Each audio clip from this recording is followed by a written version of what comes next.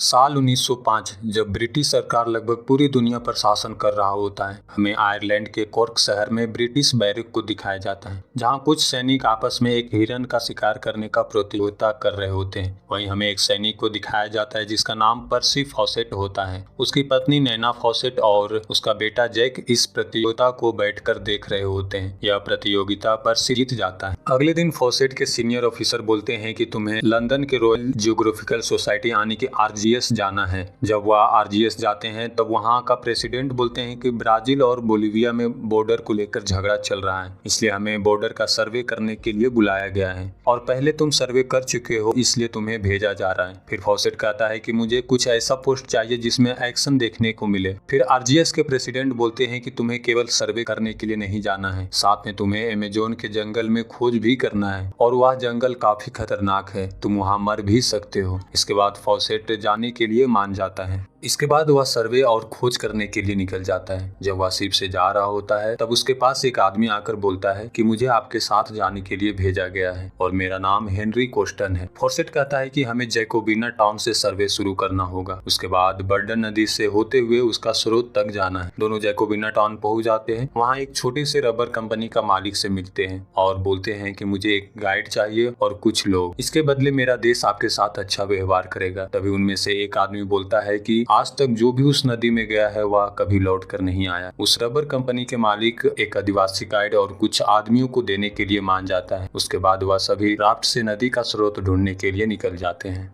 जब वह नदी से जा रहे होते हैं तब उन्हें एक पुराना टूटा हुआ बोट दिखता है। वह सभी बोट को देख रहे होते हैं, तभी उन पर आदिवासी हमला कर देते हैं। वह सभी जान बचाने के लिए पानी के अंदर कूद जाते हैं और उनमें से कुछ लोग मारे जाते हैं। उसके बाद वह बचते हुए आगे निकल जाते हैं। काफी देर नदी में सफर करने के बाद अब शाम का समय होने लगता है। रात गुजारने के लिए वह सभी एक जगह रुकते हैं। तभी फॉसेट उस आदिवासी गाइड से जाकर पूछता है और कितना दूर है। तब वह बोलता है कि अभी कई सप्ताह लगेगा। वह गाइड कहता है कि हमेशा से खतरनाक रहा है, लेकिन अंग्रेजों के जमाना से भी पहले लोग यहाँ पे रहा करते थे। इस जंगल की गहराई में एक खूबसूरत सा सोना का शहर था। फॉसेट को लगता है कि वह ऐसे ही बड़बड़ा रहा है। अब रात का समय हो जाता है। फॉसेट बैठकर अपना पत्नी का भेजा हुआ टेलीग्राम को पढ़ रहा होता है। तब पता चलता है कि उसको एक दूसरा बेटा हुआ है जिसका नाम ब्रायन है। अब सुबह का समय हो जाता है और आगे का सफर तय करने लगते हैं। कई सप्ताह सफर करने के बाद वह एक बड़े झरना के पास पहुँचते हैं। आज तक कोई भी गोरा वहाँ तक नहीं पहुँच पाया था। वह सभी बहुत खुश होते हैं। वह आदिवासी गाइड वहां तक पहुंचाने के बाद भाग जाता है। अब यहाँ से लौटकर घर जाने के लिए उनके पास राशन नहीं होता है। दरअसल जब आदिवासी हमला किए थे तो उनका कुछ राशन पानी में बह जाता है, इसलिए वह जंगल के अंदर शिकार करने के लिए जाते हैं। फॉसेट वहां पर एक सुअर का शिकार कर लेता है। उसके बाद वह थोड़ा सा और आगे जाता है तो उसे पेड़ के नीचे कुछ मिट्टी का बर्तन देखता है। वह मिट्टी का बर्तन कई साल पुराना होता है। वह समझ जाता है कि आदिवासी गाइड जो बोल रहा था वह सही है, जरूर यहाँ पे पहले लोग रहा करते होंगे। वह सुअर को राख में डालते हैं और घर के लिए निकल जाते हैं।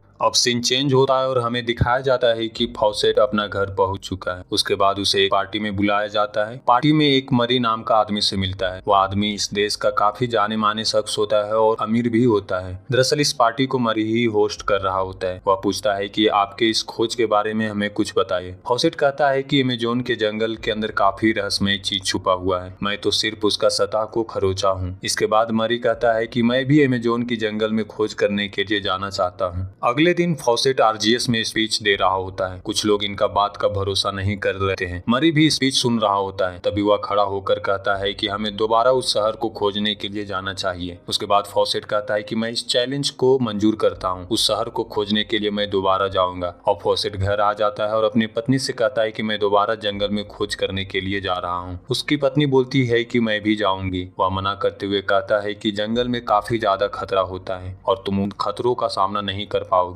दोनों के बीच में काफी ज्यादा बहस हो जाता है। उसके बाद उसकी पत्नी मान जाती है। अब सीन चेंज होता है और हमें दिखाया जाता है कि फॉसेट खोज करने के लिए निकल चुका है। उनके साथ कोस्टन, मिलर और इस बार मरी भी साथ में होता है। चारों एक छोटा सा नाव में बैठकर आगे बढ़ने लगते हैं। थोड़ा दूर जाने के बाद फिर से उन पर आदिवासी हमला करने लगता है। तभी फॉसेट हाथ में एक कपड़ा लेकर आमिगोस कहने लगता है। दरअसल आमिगोस का मतलब होता है कि हम आपके साथी हैं और इस बात से पता चलता है कि फॉसेट इस बार पूरी तैयारी से आया है। फिर आदिवासी हमला करना बंद कर देते हैं। फिर उन्हें अपना सरदार के पास लेकर जाने लगता है। तभी मरी देखता है कि वहाँ वह लोग आदमखोर हैं। वह सरदार के पास जाने से मना कर देता है। इसके बाद फॉसेट, मिलर और कोस्टन सरदार के पास जाते हैं। फॉसेट सरदार से बोलता है कि हमें एक खोया हुआ शहर की तलाश है। सरदार बोलता है कि मैं उस शहर के बारे में तो सुना हूँ, लेकिन मुझे पता नहीं है कि कहाँ है, लेकिन नदी में आगे कुछ लोग मिलेंगे, वह आपको बता सकते हैं। वह तीनों जब कबीला से लौट कर आ रहे होते हैं तब रास्ते में मरी गिरा हुआ दिखता है और उसका शरीर में जंगली कीड़ा का काटने का निशान होता है। फिर उसे उठाकर राफ्ट में ले आते हैं और आगे का सफर पर निकल जाते हैं। अब शाम का समय हो जाता है और सभी रात गुजारने के लिए जगह रुकते हैं। मरी का शरीर में जहर फैल रहा होता है, इसलिए फॉसेट निर्णय लेता है कि उसे वापस भेज दिया जाए और उसे एक आखिरी घोड़ा और कुछ राशन देकर वापस भेज देता है। फिर वह सभी अपना राशन चेक करते हैं तो वह देखते हैं कि उनका भी राशन मरी चुरा कर ले गया है। बिना राशन के वह आगे नहीं बढ़ सकते हैं, इसलिए उन्हें मजबूरन वापस लौट कर आना पड़ता है।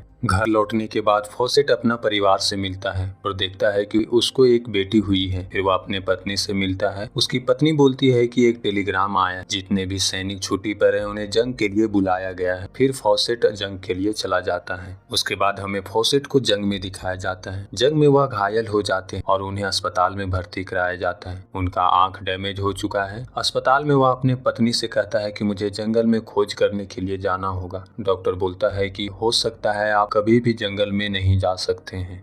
इसके बाद सीन चेंज होता और हमें 8 साल बाद दिखाया जाता है। जैक शिकार कर रहा होता है, तभी उसका पिता वहां पर आते हैं। दोनों बैठकर बात करते हैं। जैक अपने पिता से बोलता है कि हमें फिर से जंगल में उस शहर का खोज करने के लिए जाना चाहिए। अब तो आपका आंख भी ठीक हो गया है। फॉसेट बोलता है कि मैं बूढ़ा हो गया हूँ, लेकिन जैक बोलता है कि अभी भी आप मुझसे ताकतवर हैं। फॉसेट मान जाता है, लेकिन बोलता है कि तुम्हें अपनी माँ से इजाजत लेना होगा। जैक अपने माँ से काफी रिक्वेस्ट करता है, उसके बाद मान जाती। फिर फॉसेट कोस्टन के पास जाता है। कोस्टन को बोलता है कि फिर से हमें खोज करने के लिए चलना चाहिए, लेकिन कोस्टन जाने से मना कर देता है। वह बोलता है कि अब मेरा फैमिली है और मैं अपने फैमिली को छोड़कर नहीं जाऊंगा। वह काफी रिक्वेस्ट करता है, लेकिन वह नहीं मानता है। इसके बाद वह एक प्रेस मीटिंग बुलाता है और बोलता है कि शहर के खोज में मैं फिर से अमेज़न की जंगल में जा रहा हूँ और आदिवासियों के द्वारा मैं खबर भिजवाता रहूंगा। फिर वह आरजीएस के प्रेसिडेंट से मिलते हैं और एक घड़ी दिखाते हुए बोलते हैं कि जब मैं उस शहर को खोज लूंगा तो मैं सिग्नल के तौर पर इस घड़ी को आपके पास भिजवाऊंगा, क्योंकि हो सकता है मैं वहां से लौट कर ना आ सकूं। फिर अपनी फैमिली को अलविदा बोलकर दोनों खोज के लिए निकल जाते हैं।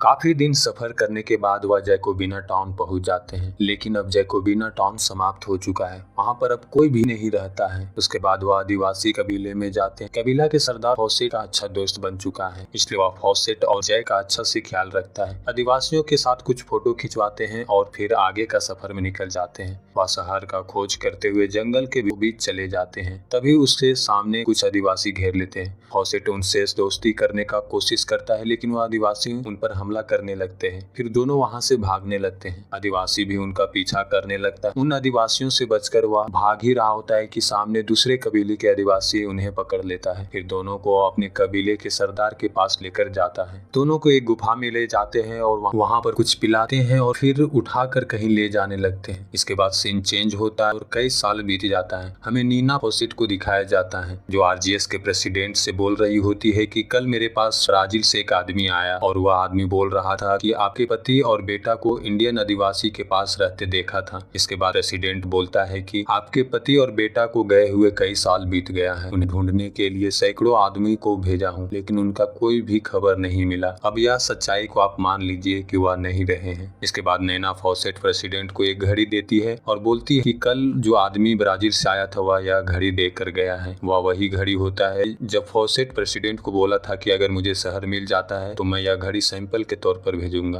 प्रेसिडेंट समझ जाता है कि उन्हें वह शहर मिल गया है, लेकिन आज तक किसी को पता नहीं चला है कि जैक और फॉसेट के साथ क्या हुआ और मूवी यहीं पर समाप्त हो जाता है।